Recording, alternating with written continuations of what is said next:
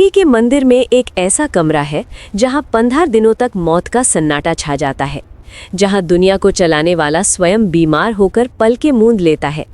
क्यों भगवान को कड़वी औषधियां दी जाती हैं? और कौन है वो जो बंद दरवाजों के पीछे उनका इलाज करता है? एक ऐसी कहानी जो आपने पहले कभी नहीं सुनी होगी। जय जगन्नाथ। पुरी की इस धरती पर आज उत्सव का समुद्र उमड़ रहा है। हजारों भक्त जय जगन्नाथ के नारों के साथ झूम रहे हैं। सोने के कलशों से ठंडा सुगंधित जल प्रभु जगन्नाथ पर बरसाया जा रहा है। हर बूंद सूरज की किरण में हीरे की तरह चमक रही है। प्रभु बलभद्र और देवी सुभद्रा भी फूलों से लदे हुए हैं। ठंडी हवा उनके रेशमी वस्त्रों को सहला रही है। 108 पवित्र कलश तैयार है। हर घड़े में प्रेम और भक्ति का सुगंधित मिश्रण भरा है। जब जल प्रभु के मस्तक से बहता है, उनकी बड़ी बड़ी आंखों में एक दिव्य चमक दिखाई देती है। ये है स्नाना यात्रा का अद्भुत दृश्य। लेकिन उत्सव के तुरंत बाद मंदिर के भारी दरवाजे एक गहरे सन्नाटे के साथ बंद हो जाते हैं। रोशनी धीरे धीरे गायब हो जाती है।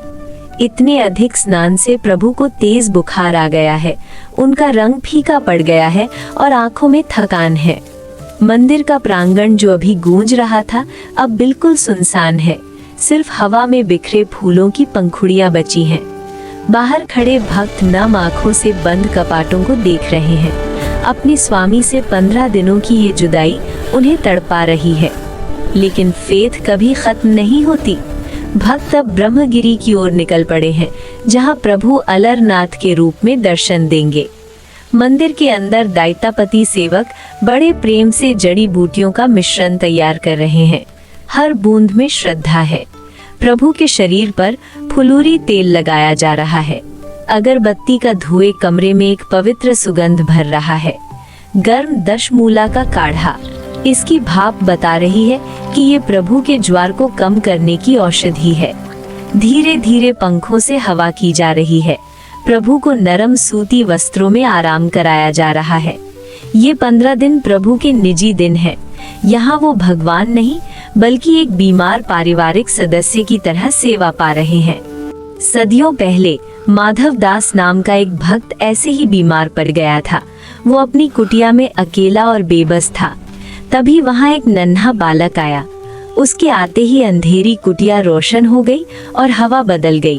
उस बालक ने बड़े प्यार से माधव का हाथ पकड़ा। माधव की कांपती हुई उंगलियों को जैसे सहारा मिल गया हो। बालक ने ठंडे पानी से माधव का चेहरा पोंछा। उसका स्पर्श किसी चमत्कार से कम नहीं था। माधव की आंखों में आंसू आ गए। वो सोचने लगा, ये कौन है जो मेरी इतनी निष्काम सेवा कर रहा है? तभी उस बालक का रूप बदलने लगा। उसके चारों ओर एक दिव्य सुनहरी रोशनी फैलने लगी। माधव समझ गया, ये स्वयं उसका जगन्नाथ था। वो रोते हुए उनके चरणों में गिर पड़ा। प्रभु ने उसकी बीमारी अपने ऊपर ले ली। वो दुख एक काले धुएं की तरह माधव के शरीर से निकलकर आकाश में विलीन हो गया। उसी पल पूरी मंदिर में बैठे प्रभु का चेहरा और पीला हो गया।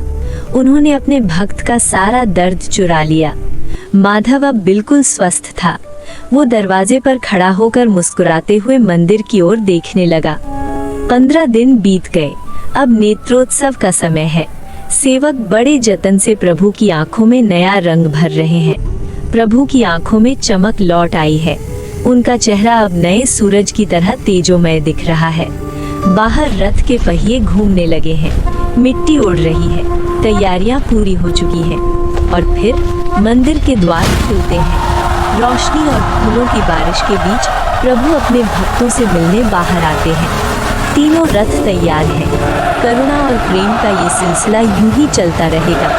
बोलो जय जगन्नाथ।